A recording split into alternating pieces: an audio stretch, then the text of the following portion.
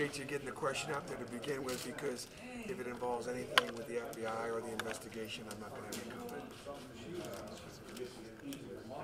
comment. Bruce, how aware are you though of state laws regarding agents, and all the SEC states are in on it and have the updates? How important are those laws? I don't know a lot about them. As a basketball coach, we pretty much focus on what we focus on.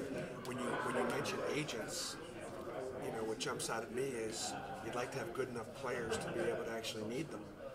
And I know over my history that there have been some great agents out there that have done a great job helping kids get where they get them overseas and have those kind of connections. I've really enjoyed a good relationship with a number of great professionals. I think the word agent sometimes gets a bad rap, because there are really good ones out there that really help those kids. Coach, when all of that came about, how did you talk to the team to kind of keep the focus on basketball and you guys through? Well, the first thing was, we were told that we can't really talk to the team about the investigation, about anything. So therefore, we brought the team together and we told them that. And so, if you guys have been around me, I like to talk. So we talk about everything else. And the timing with the start of basketball season was really good for all of us, because we're focused on practice and we're focused on getting our team better and working on things we need to work on. And that's where and while the kids are busy in the off season, once you get in season and you start practicing 5 days a week, 3 or 4 weight training sessions, some film, and the class, they're busy, so they're really getting after it. We're not able to. We don't have contact. We're not able to have contact. What would you say? I think there's a general feel out there in your coaching colleagues that there's a crisis. They haven't used the crisis, but there's a real problem that needs to be addressed. I think that under normal circumstances, if we weren't a part of this ongoing investigation, you'd get a lot of comments from me about it. That's just who I always have been. I think because we've got something that's ongoing right now, I just can't offer my thoughts or opinions, and I hope you understand that. Have you decided what you're going to do with the players that were sort of alluded to in the documents? Obviously, we don't know who they are. You do. Do you know what you're going to do? I mean, are you going to hold them out? All right, as of yesterday in practice, every player that we have on the roster was in practice. The only player that wasn't able to go is Austin Wiley, because he's been injured. And we expect him to be back in about 10 days to 2 weeks. So as of right now, everybody is out there. If you were playing a game tomorrow, then they would all be available? We're not playing a game tomorrow. When I left campus today, they were all able to be in practice. That's where we are right now. Is this an issue that's maybe best left to law enforcement with the more powers that they've got, rather than the NCAA? I can't comment on that. You said you couldn't talk to players. If they had questions or concerns, who would you refer them to in the university? Say that again? You said you couldn't talk to players about it? Correct. If they had questions or concerns, who could they talk to at the university? Did you refer them to somebody in the department, or what if they had concerns? To my understanding, nobody at the university beyond our initial meeting is allowed to talk to the players about this ongoing investigation. Is it frustrating not being able to give reassurances to people then? My players and our families were pretty close, and so, but I do think they understand the importance and the complexity and the need to just focus on other things right now. And so we try not to let it be frustrating, because we got a lot of work to do to get the team ready. And it's just, we're best off at this point to let it take, to let the process run. What sense do you have, Bruce, if any, when this thing will a resolution? I don't know. Obviously our season is approaching, and we've got an exhibition game on the 2nd of November. We play on the 10th against Norfolk State in our opener, and so I would imagine as we continue over the next few weeks, we'll have more information and perhaps have some more clarity. Bruce, how do you advise your younger players when they're getting ready to go to that professional stage of their life? They might meet some people who have different agendas. How do you advise them, how to steer clear of certain people? Again, I think because of our situation right now, at this time, I can't comment on those kind of things. I hope you understand. Bruce, you lost one of your top recruits already because of the investigation. How are you going to go about recruiting the rest of the season? Well, try to be as business as usual. We don't have any seniors, and so this 2018 class was not going to be a big class for us. And so we understand that the challenges that we're facing. The program, the foundation of the program is really strong. Every year been in Auburn, by virtue of our roster, it's been a complete rebuild.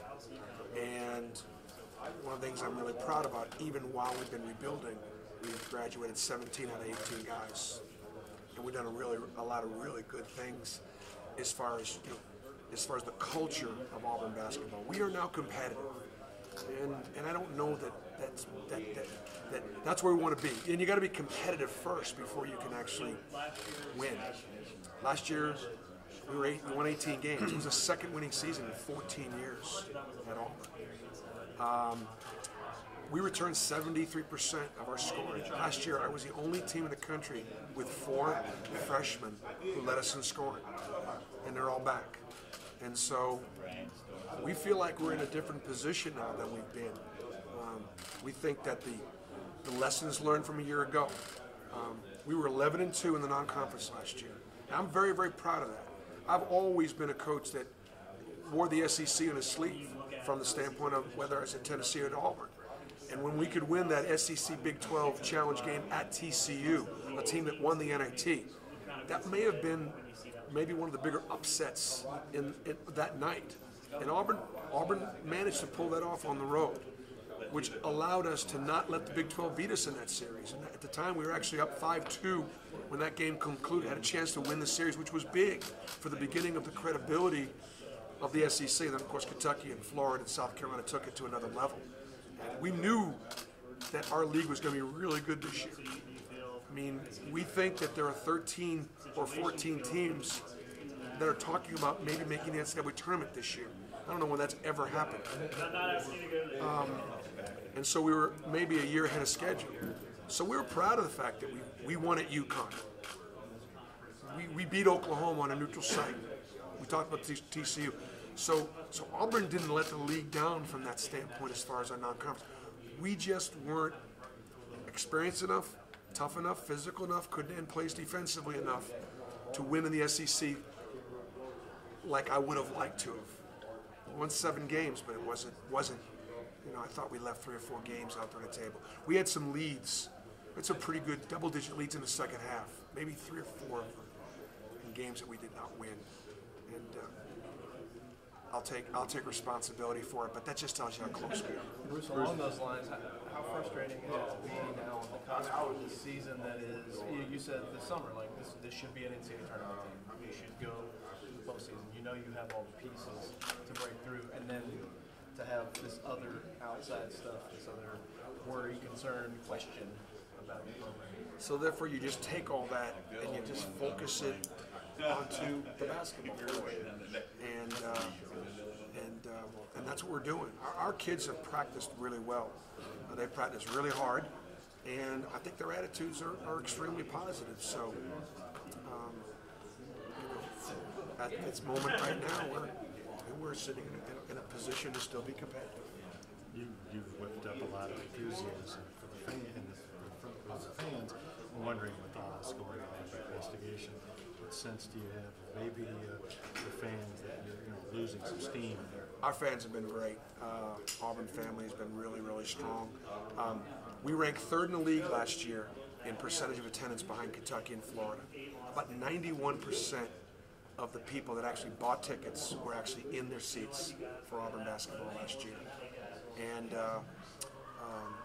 we have sold out of season tickets.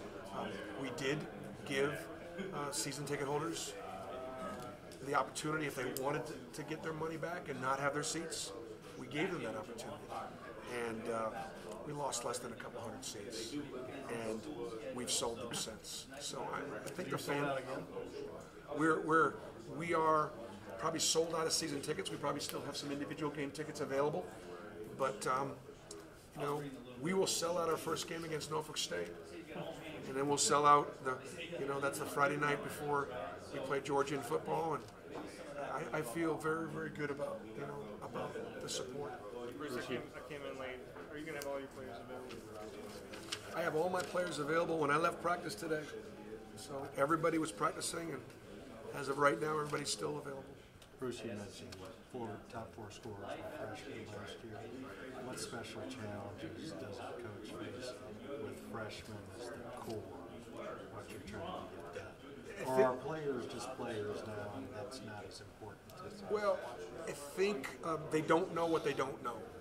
And freshmen have no idea how hard they're going to get hit in the mouth. They just don't. And the biggest challenge is not offensively, because offensively, these guys come in ready to play. They've got skills, they're bigger, stronger, faster, they've been well coached, they can score. The biggest challenge on the defensive end.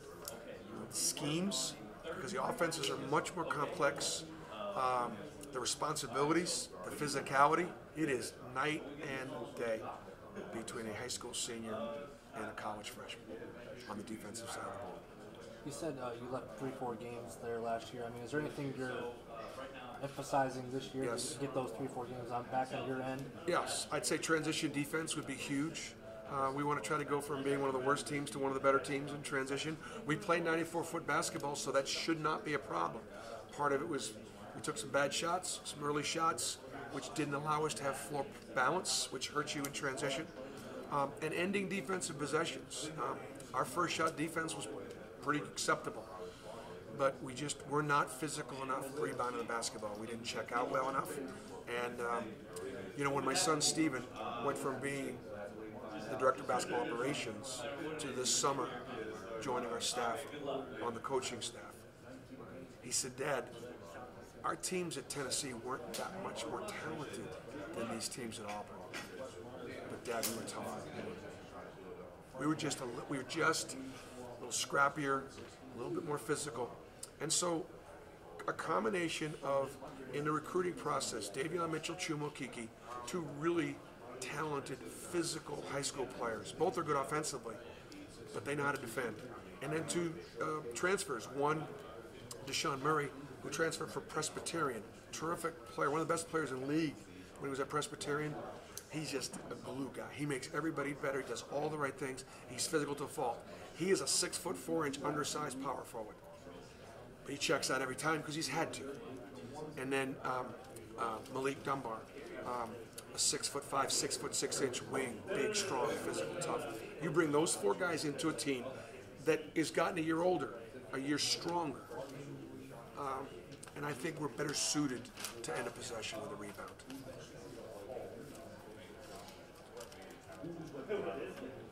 Well, again, that being said, I mean, what do you think with South Carolina making that run last year? I mean, do you feel that kind of momentum coming where you could make that kind of run? Well, South Carolina, I remember this.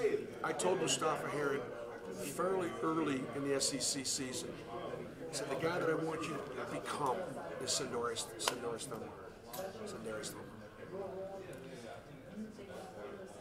Many freshmen might have gone, why wouldn't you pick somebody at Florida or somebody at Kentucky, maybe a more highly ranked high school All-American type player? But Mustafa knew him, and he knew what I meant. And so what Thornwell did last year to those of us that covered the SEC and followed it closely was no surprise. The impact maybe that he had on his team was, who couldn't be surprised by South Carolina's run? The matchup that, I've been in the tournament a long time. Trust me when I tell you, matchups matter. They matter. And so you've got a South Carolina team that knows how to defend. Their first two games are against Marquette and Duke. Both those teams really know how to score. It was South Carolina's greatest strength against their greatest strength. And because those teams weren't great defensively, they enabled a good South Carolina team to be good with a great defense. And those matchups worked out really, really well. And then all of a sudden, I've been there. You start winning a couple games, you realize, holy cow. And they beat Baylor, and then they were familiar. They weren't, you get Florida in that game to go to the Final Four, and they'd seen each other a bunch of times, so they weren't afraid or intimidated. That group wasn't going to be. It was an amazing run. We're talented enough to have a run like that, but it takes that chemistry. It took a great coach like Frank Martin. It took some good matchups along the way. Because South Carolina, late in the SEC season, wasn't necessarily playing their best basketball. And they certainly played it come tournament time. Is there a perfect recipe to compete in the SEC against the likes of Kentucky?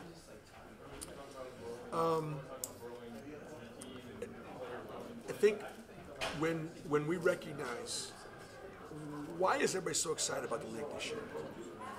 It's the depth and breadth of the league.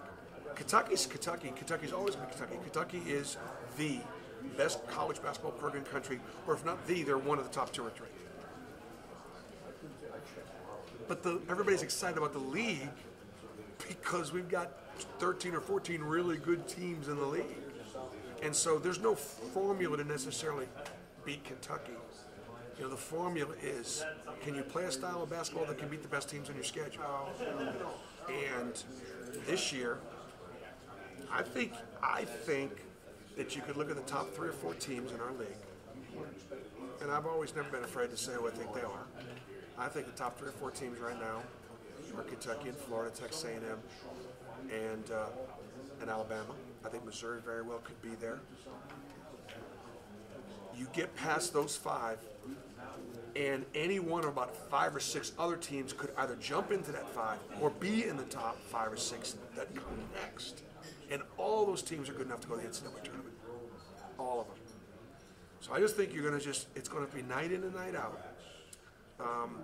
I think it's important for our league to do their work in November and December. We've got some tremendous non-conference matchups. Some of our best teams are playing some really good national teams, and we need to win more than we lose. And then what'll happen then is all the ships will rise. But if we don't do our work in November, December, we're just going to beat our brains up in January, February, and March, and we will get the 7 or 8 teams that I absolutely think are likely for this year. Bruce, how do you expect Austin to affect games this season? Austin was captain of the United States team. That's a significant honor. He's not the first Wiley or Orr to wear that USA across his chest. Vicky Orr played in the Olympics, was very successful. Got to the Final Four twice at Auburn, got to the championship game. Austin has that, he carries that. He was really proud to have head coach Calipari name him captain of the USA team. And as a result, he was the only player on that team to average a double-double. The way the game is called with European basketball, it suits Austin to a T. They let a lot more go, a lot more physicality, a lot more displacement. Austin could run down the floor, he could bury his guy underneath the rim, he could put those big wings up and they'd throw the ball. And if they didn't throw the ball and they took a shot, then he'd go get a rebound. And he'd just throw people out of the way. So he has got a tremendous, he was the most physical player in the U19 tournament. And so hopefully that physicality will translate to greater rim protection, allowing us to finish possessions with a rebound. And, we only have one guy built like that. The rest of our guys are pretty long and angular and fast and quick and athletic, but he's a monster. Chris, you talked about November and December. Why do you think the tendency for some teams in this league to stumble then and then kind of peak in March? What starts off, first of all, with Kentucky, okay? Kentucky is almost every year the youngest team in college basketball by virtue of John having to rebuild those rosters after all those kids are able to come there and go professional. You want to get Kentucky in November, December because you don't want to get them in February, March because they're going to be different teams. They're sophomores by then. And so as a result, we can't expect our best team in the league to do our work for us. But I think if you look at what Texas A&M's playing, or what Alabama's playing, or what Florida's playing, and others, there are some games at high-profile matchups that are just going to give us an opportunity to continue what South Carolina, Florida, and Kentucky did in the tournament. And that's all you can ask for. And so, but that would be the reason why maybe we haven't. It's just our best program is not built like that for November and December. I know your first test of the season is in the Charleston Classic, potentially facing Temple in the second round. What do you have to prove there to be that February and March team? Well, we got to beat Indiana State first, they play in a great conference, in the Missouri Valley Conference, and they're really well coached. So that's the first thing, and then of course Temple's got to beat, I think, Old Dominion in that next game. That'll be a really good contest. I've gone up against Fran twice, and the first time at Tennessee, we beat him by a couple touchdowns. And the second time at Temple, he beat me by about 3 touchdowns. A kid named Christmas had a very Merry Christmas. I mean, he went off on us. It was not even a contest. So I got whacked. So obviously Fran had learned some things from our win, and I didn't learn enough from our win. In the second matchup, it was a no contest. He outcoached me in a big way. I like his team. I've looked at his team already. He had a young man that maybe could have, should have made that team John coached over the U19 team. I don't remember his name. He's 6'7", 4", that could really shoot it. And they tell me he's their 3rd or 4th best player. Well, if they got 2 or 3 guys better than that kid, they got a heck of a roster. And reading into the tea leaves and reading some things about back east, Temple could very well be a surprise team in that league. Bruce, obviously you don't want to cloud over the program any long as it has to be for recruiting, for the seasons, for the fans. Has compliance given you any indication like this is when we're going to be able to say something? You know what? They really haven't given us much of a timetable. I got asked the timetable question before, and the season starts November 10th. We have an exhibition game November 2nd. I would imagine that as we go through these next few weeks, we're going to gain some clarity. What's your excitement level as a coach? As you talk about the depth of the conference and how your schedule looks, I mean, that's got to be great for a coach to know that you're going to have to play day in and day out. There's no given game on that schedule. Right. I mean, how exciting is that to think about? It is exciting, and I think, I don't care what sport you watch, you got to get ready to play every day. I mean, I'm an NFL fan, and there are some contests that just don't make any sense other than, you know, this team was ready to play in spite of the fact they'd lost for the last 2 weeks, and they went there and got a win. And I mean, I think you see it all the time in sports. You just do. So, can you get your team excited about playing every game? Don't get too high and think so much of yourself after a win, and don't be too down or defeated after a loss. And the teams that can do that, and I do. You hear this from coaches all the time. This is not just coach talk. It's the truth. Where are we today? Where are we today? Can we get better tomorrow? A little bit. And what are the areas we're good at? What are the areas we need some? Teams that get better throughout the year are the ones that are still playing like Frank's team got better through that tournament. They just did. They found a swagger. They got a little bit more offense. They understood their identity. You know, the complete and total physicality defensively. Let Thorne, you know, I did a little work for Turner. You know, I did a little work for ESPN, and you know, I got a chance. I said, look, let Thornwell do all the tough stuff, all the heavy lifting, and the rest of you guys just make an open shot, get a rebound, take a charge, make the right pass, and that's what they did. And they had some seniors on there that had some, you know, just it was good. It was great. It was great. A great story that can't be told often enough. Kentucky got approval to open up a scrimmage to have one for charity. Did you guys take any consideration of that for the Georgia Tech scrimmage this Saturday, or do you just want that closed? Yeah, no, we didn't. We thought about adding. What it was adding a 3rd scrimmage, and we have not done that. Thought about it though, or yeah, I thought about it.